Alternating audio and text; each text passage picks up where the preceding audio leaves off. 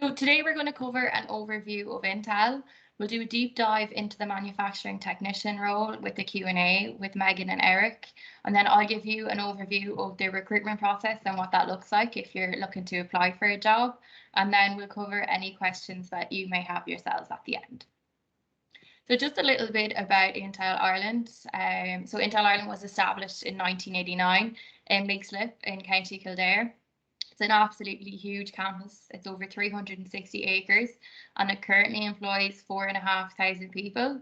And it's Europe's most advanced semiconductor manufacturing site. And there's huge expansion going on there now. If anyone lives in the surrounding area or is driving past, you'll see, I think at one stage there was over 72 cranes operating on the site.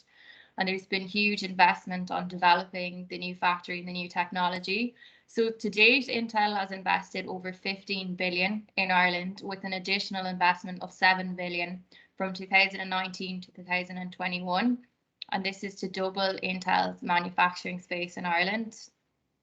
And the Intel campus is home to the semiconductor wafer fabrication facility, or as we call it, Fab.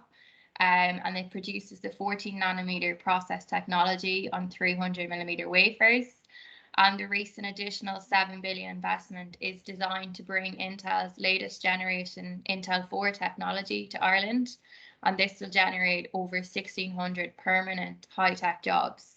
So any of the jobs as a manufacturing technician are full-time permanent roles, which is a really great advantage to anybody going into the industry. And I'll just play a video here on Ireland's expansion.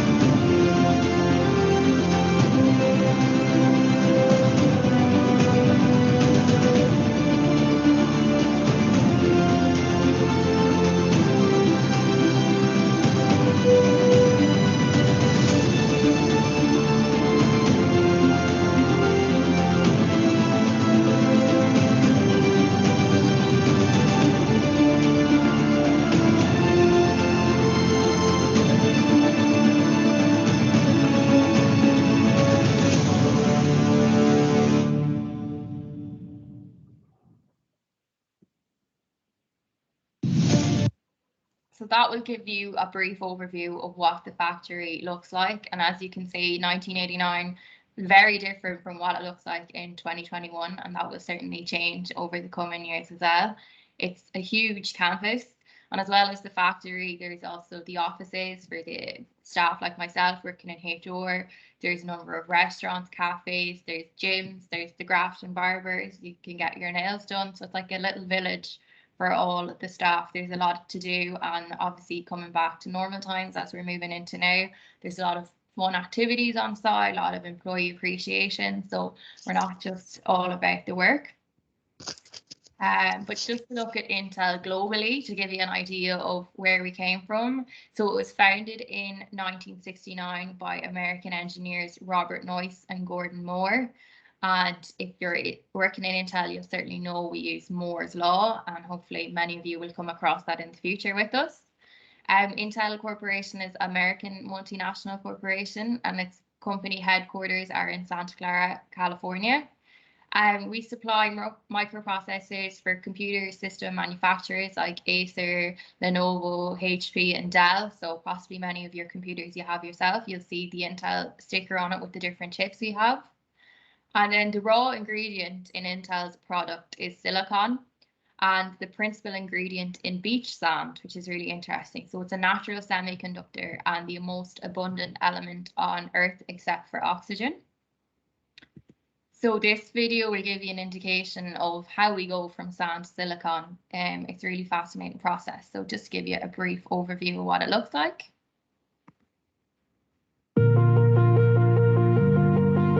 The world is producing data at an unprecedented rate, faster than our ability to analyze and understand it. To move, store, and compute all of this data requires incredible processing power. From the blazing speeds of our devices to blazing trails within AI, Intel builds chips that are at the heart of nearly everything. Within every Intel chip manufacturing facility across the globe, innovators are pushing the limits of science and literally rearranging atoms to create groundbreaking technology. This strong silicon foundation is what gives each Intel chip limitless potential. At the heart of all modern electronics, the transistor is a tiny switch 10,000 times smaller than a human hair that controls the flow of electrons through a circuit. To build a processor, billions of transistors are packed into an area no larger than a fingernail. It's one of mankind's most complex feats, and a remarkable achievement that Intel has essentially doubled transistor density in every new generation of processors. The process begins when silicon-rich sand is melted and cooled, forming a solid, which is then sliced into wafers. Once inside an Intel fab, the raw wafers begin their long journey through an incredibly complex process. They're loaded into front-opening unified pods, or FOUPs, which travel hundreds of miles along Intel's automated superhighway, going from tool to tool as processors are painstakingly built up on each wafer. The wafer first goes through a series of important steps, such as photolithography, ion implantation, and etching that prepare it for the critical transistor formation process. Intel was the first to manufacture three-dimensional transistors called FinFETs. FinFET construction requires first building a channel in the form of a fin. Intel has devised several innovations to overcome fundamental barriers to continued transistor scaling. One such innovation is a breakthrough fabrication method called gate last. It involves building then removing a temporary gate in order to precisely place the dielectric material and metal gate. This allows for the gate to wrap around the fin and control the flow of electrons through the channel. Another invention moves the transistor contact directly over the active gate. To accomplish this, the gate material is recessed and then filled with insulating dielectric material to prevent the creation of a short circuit. Next, the dielectric near the gate is etched, filled with metal, recessed, and capped to allow a novel self-aligning process that enables the high-density contact geometries. Now, the dielectrics are etched selectively to expose only the desired part to connect to the first metal lines. This is done through an innovative via etch and deposition scheme, allowing contact over active gate to happen. Finally, dozens of layers of metal interconnect lines are added to complete the circuit. After more than 1,000 of these complex steps, the wafers are finally prepared for singulation and packaging. Innovative processor packaging has become a critical feature of advanced computing architecture. 2D and 3D packaging technologies are enabling new device form factors and additional boosts in performance and energy efficiency. Testing of the final product ensures that every chip exceeds our performance and quality standards. In addition to adding more performance and features with each new processor generation, Intel's integrated design and manufacturing capabilities have enabled humanity to innovate game-changing technologies that impact nearly every facet of modern life. Intel keeps powering the world. At the same time, we're powered by you, the makers, the dreamers, the doers, the people who share in our history of making the world smarter, faster, and more connected.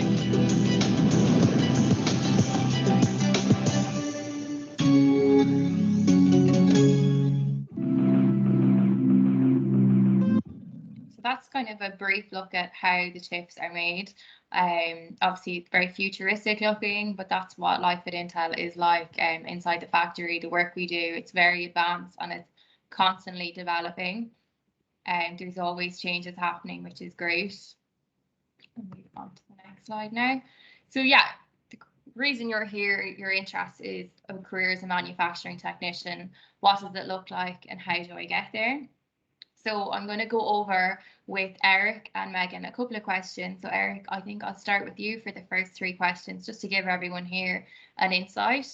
So if you could take us through your background, like what did you study and when did you start at Intel? And if you could run through what department you work in, because to let everybody know, manufacturing technician is sort of the broad title of the job, but there is so many numerous different departments underneath it, all which do different core roles in our work. So it'd be great to hear from you, Eric.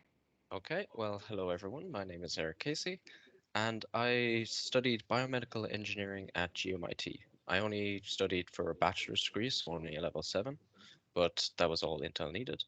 And they hired me at the 20th of September into the defect metrology department. And what we do there is basically we manage and classify defects, and if anything goes out of control, we basically just follow procedures and make sure that nothing impacts the production line too heavily. Perfect, that's great. So great to show that level 7 or level 6 is all you need, and Intel is very focused on sort of young graduates, people coming into the market with no experience as well. So don't worry if you don't have 3 or 5 years experience. Do we have specific roles for folks like yourselves who will be just out of college, and there's a huge amount of training involved. Oh yeah. So that leads me into the next question, Eric, is what sort of supports did you have in your first few weeks and months at Intel as a new graduate? Okay, well, firstly, when I started Intel, they provided me with a temporary laptop and microphone so that I could attend our new hire training program remotely. And during this training program, it was 2 weeks long, and they basically went over the on-site and the online learning environments for Intel, and basically what you'd be sort of mainly were what would be the online resources you'd be interacting with on a daily basis while working at Intel, and a few rundowns of how the production line works, and basically a lot of the internal policies as well with Intel, like let's say what you can say and can't say, like intellectual property rights and that sort of thing.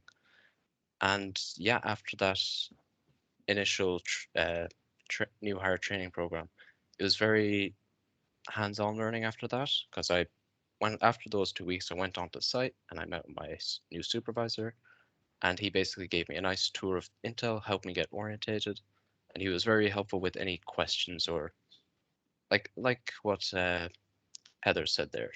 It's Intel is very understanding of how you're new hires. You don't really have a lot of knowledge when it comes to the working environment. You're just fresh graduates, so they're very open with any questions that you have and any problems you might have as well. So basically, once I started on site, he gave me a nice rundown of how everything works there, showed me all the facilities on site, and then he basically got me all my office equipment, got everything sorted, got my new hire employee badge, everything like that, introduced me to my new coworkers, and then I basically started my training, which consisted a lot of, like I said, hands-on learning. He showed me how to work all the different softwares we use in defect metrology, and there's also a lot of great online resources for your own learning. It is very much during your downtime, you should be, or you shouldn't, not that you should be, but it is very easily to sort of learn by yourself. They have a lot of online resources like web-based training modules, which are basically PowerPoint slash videos that you can go through yourself, teach you all the basics for all the programs that you need to know. And they also have a lot of instructor-led training sessions, which are basically like, it's basically like a college lecture that you have an instructor there who runs down everything that you need to know. And yeah, they're pretty well organized there when it comes to training new hires. Perfect, that's great, Eric. And I'll just add to that as well that once anyone starts at Intel, they're assigned a buddy, which is someone who's been in the role for at least a year. So if you have any questions and you don't want to ask your manager or your supervisor, they're your go-to person, whether that's like which is the best canteen to go to, or it's just anything. If you get lost, any questions like Oh that or yeah. anything about the work, it's very good. They're also like a friend from the first day as well to really help you get acquainted. Perfect, Eric. And I think I just have one last question for you. So in your role, I think you said you're in DFAC Metro. What does the typical day look like and what kind of work does a manufacturing technician do? Okay, well, as a manufacturing technician, I work 12-hour shifts. So I come into the DOR room, and we basically start work at 6:45. We have our morning pass down meeting at 7 o'clock, where we basically get all the important information from the last shift. And once that meeting is finished, we basically go through any lots that we have, pass through the defect metrology department. And these lots are basically they're basically the FOUPs that contain all the wafers, and these wafers get scanned, and then the images come through our department, and we look through these images and we classify all the defects that we see on them. And then we put those classifications through different softwares to see if the specific defect counts are out of control or anything. And depending on how many defect counts, what type of defect, and where they're located, we basically follow various procedures and to figure out the next steps that we need to take to manage those defects. And then once we get through all the morning lots and everything is nice and slowed down, then we go for morning coffees, and then we basically have 4 breaks throughout the day. So we have our morning coffee, our lunch, or our breakfast, and then we have our lunch, and then we have evening coffee. So it's very nice, spaced out routine. You're not really too rushed with anything. You have plenty of downtime as well. It doesn't get too busy. So it's very cozy working environment because you also have a lot of time to train yourself up, like what I mentioned with all the WBTs and instructor-led trainings. So it's a very comfortable working day. Perfect, Eric. Thank you so much. I'll move on to Megan now. So Megan, the same sort of question about your background and area of study. When did you start at Intel, and also what department are you working in? Hi, so I studied physics technology in DkIT, and that's just the practical applications of physics that can be used at the moment, so thermodynamics and optics and that. And this was actually just turned out to be the perfect degree for Intel because it has heating and lasers, and that's what I work on in my area. It's called lithography. So it's using light to imprint onto a flat surface, and it just creates an image. And then from my department, it goes on to another department called Etch, where they would use chemicals to dig out that image, and then it goes on to the next one. So actually, we're closely related to Eric. If anything happens in my area, it would turn up on the wafers and he would see it and he'd send it back, and usually it would be something to do with the lasers on my tool. So we could see that straight away and we know how to like react to it. So that's very that's very handy to have, just so that we know that the end product isn't going to be contaminated or unusable. Sorry, I think that's about it for the where I work. No problem at all. So then just in terms of the benefits, obviously the work is very important, but a lot of people like to know what the benefits are at Intel, and then maybe you'll take us through which one is your favorite. There's a lot of benefits actually. So we actually have a stock program. We have a bonus program where you can put your bonus away into a pension, or let it kind of like vest, where you leave it for up to 3 years if you want, and that way the tax man doesn't get a whole lot of it, which I'm very into because he already takes it off my paycheck as it is. And so that's one of the good ones. You've also got a pension. We have got healthcare on site. We have an OHN, so a nurse there. We've got a dentist. We've got a 24-hour gym. We've got societies, sports, reading. There's actually nearly everything you'd want to live like a nice sociable life when you don't like get that chance because you're working those couple of days. So if there's little things you want to do on site before you head off, you can fit those in there. I would say that the best benefit, though I'm not sure if it's a benefit, would have to be the holiday hours we get. So we currently work around 3.5 days of a week. So it'd be 3 days one week and 4 days the next. And we always work one day of the weekend, just in the interest of fairness, so that someone doesn't get no days and that. But because of this, we only ever work around 6 months of the year. And I'll be honest, that gives you an awful lot of downtime, which is great if you're into any like sports or if you're into traveling, which I'll be honest, COVID hasn't helped it, but before that I got an awful lot of sightseeing done around the world. So I can definitely say that would be the biggest boon of joining Intel if you're looking for that kind of freedom. Perfect. Yeah, you're making me consider going back and studying and becoming doing something in physics or chemistry and going into the fab myself for those holidays. And then just what learning and progression paths could a manufacturing technician follow? Yeah, so actually, like Eric, I came in on a level 7, but during this, I was like, you can study for your level 8 as well. And there is opportunities through your manager to go back and continue the learning process. I know a couple of lads who've gone back for masters, and I think a couple of lads who've actually gone for doctorates while they were here in Intel. There is small degreed learning, we call it. They're kind of like just a couple of, I forget what they're called college-wise, CID maybe points or something that kind of add up to a small bit of a degree. So you can do those in your downtime if you prefer. But there's also a lot of lateral growth through departments. So like say if after like a year or a couple of years you've learned whatever you think you know in your department, you can move laterally and just experience what's there.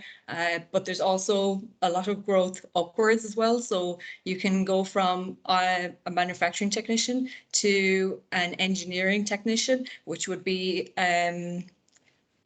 like they would be the person who would do more of like the hands-on corrections that would make calibration changes to the tool, whereas a manufacturing technician would do a lot more of the preventive maintenance PM work to physically stop the tool or like these errors from occurring on a daily basis. So just keep the health of the tool up before that. So you usually progress from a manufacturing technician to an engineering technician, and there's also you can go on to become a process or an engineer of the actual tool from there. So basically you'd be in charge of the actual tool sets or the tools we run on instead. You could also take another route and go into the managerial position, and that's not for everyone because it just there's a lot of heads looking at you in that corner, but a lot of people like to take that progression route as well, and there's a lot of courses set up for that as well, just to so that if you've entered into the science role and you have no experience in the managerial or business role, they will actually take you through that route as well.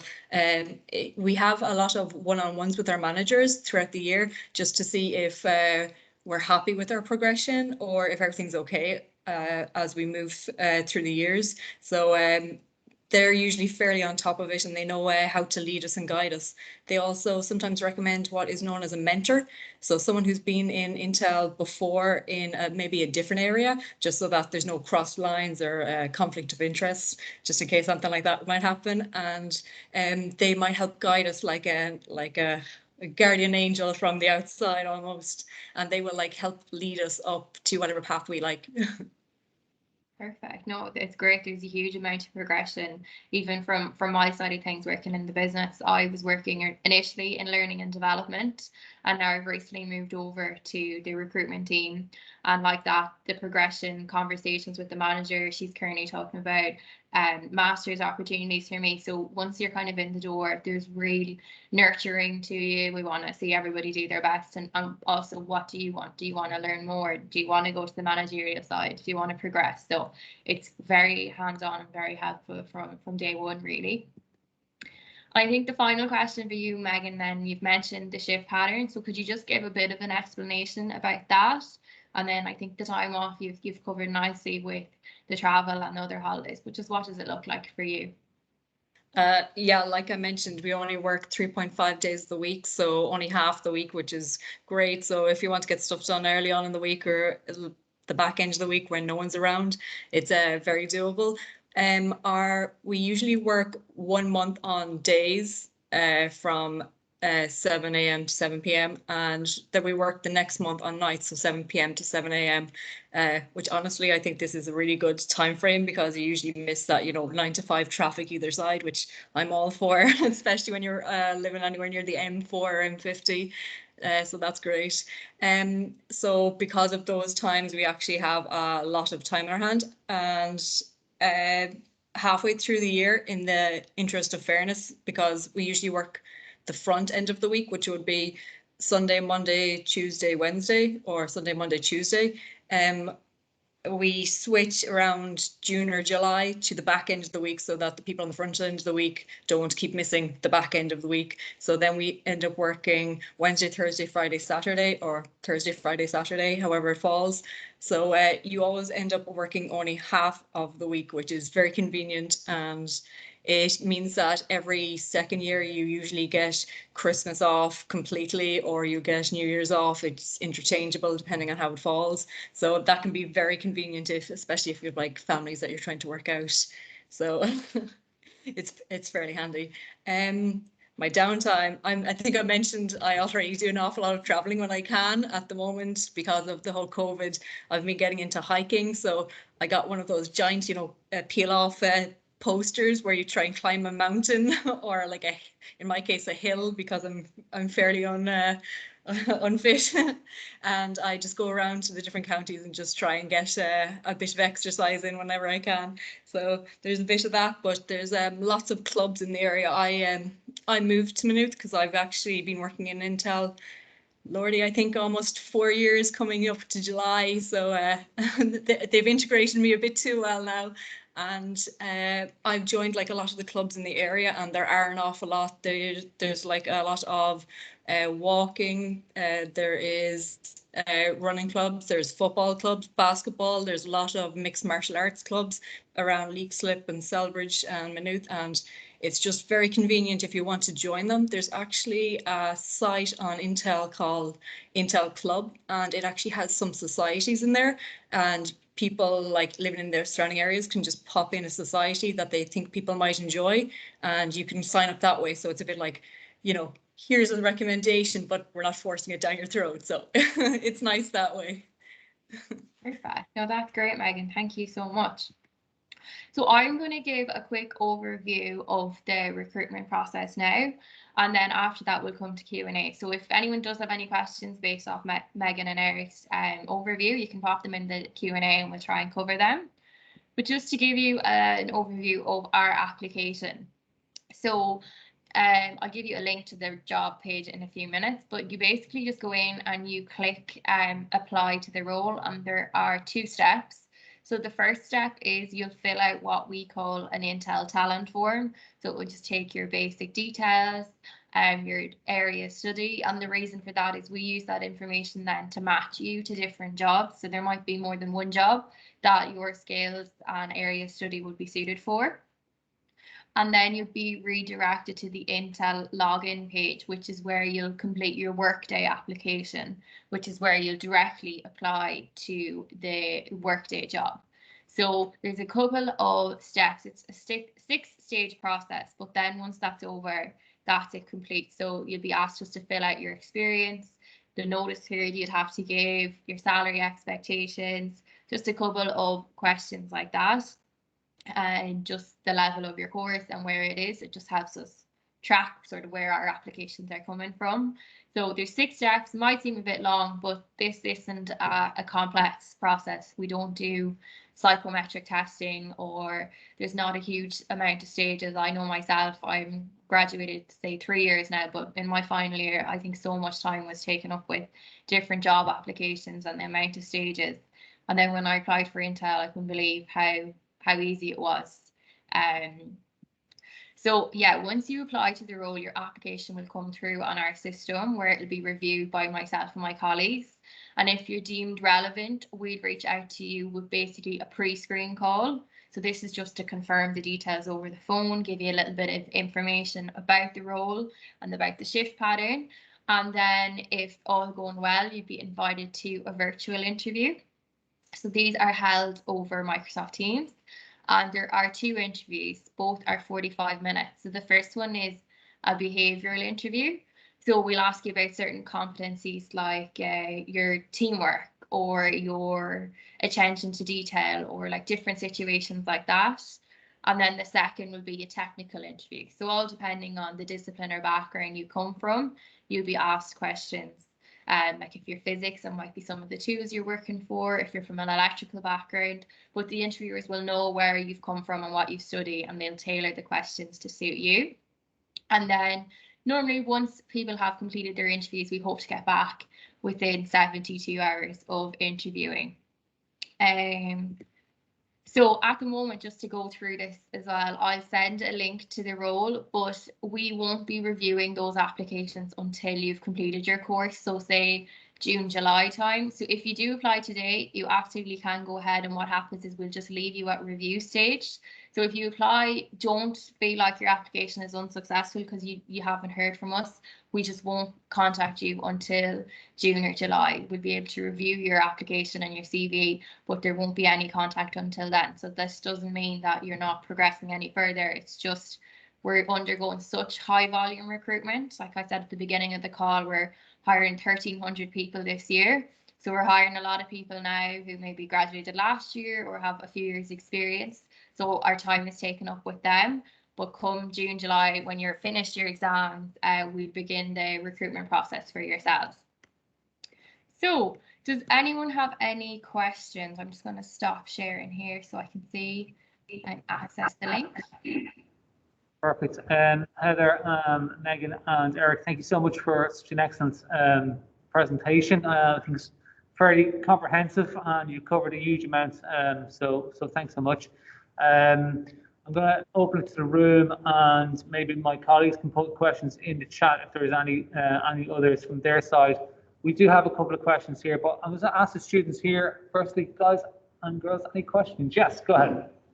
I think for the manufacturing technician role during October, Okay. I received a call in November, and she told me because I'm studying leverage, I will be overqualified for the manufacturing technician. Okay. And she goes into my application for the process engineer private. Okay. And 4 months, I think, isn't anything, and a couple of days ago, and I got a mail that I'm not selected. So can I apply back for the same role, or can I apply in manufacturing technician, or is it overqualified? Perfect. Okay. I'll tell you what I'm going to do. I'm just going to stop the recording, okay? Because some of these questions could be quite targeted, okay, and specific, okay? Bear with me for 1 second. No problem. And just while you're doing that, I've popped the link in the chat box as long